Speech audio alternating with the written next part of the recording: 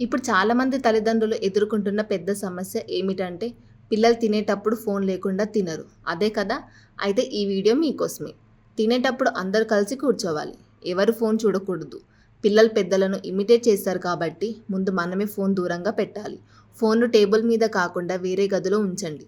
పిల్లలు తినేటప్పుడు ఒక చిన్న కథ చెప్పండి. మోరల్ స్టోరీ లేదా మీ చిన్నప్పటి ఇన్సిడెంట్ కానీ ఇలా చేస్తే వాళ్ళ దృష్టి ఫోన్ నుంచి కథపైకి మారుతుంది.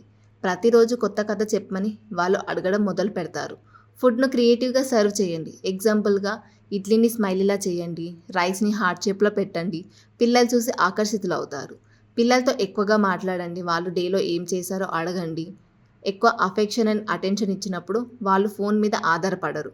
పిల్లలు తినేటప్పుడు ఫోన్ ఇవ్వడం ఈజీ సొల్యూషన్ అనిపించవచ్చు, కానీ లాంగ్ టర్మ్లో అది హెల్త్, ఫోకస్ అండ్ ఎమోషనల్ డెవలప్మెంట్కి హానికరం. ఇలాంటి యూస్ఫుల్ వీడియోస్ కోసం like, share, subscribe to our channel Sriya studios.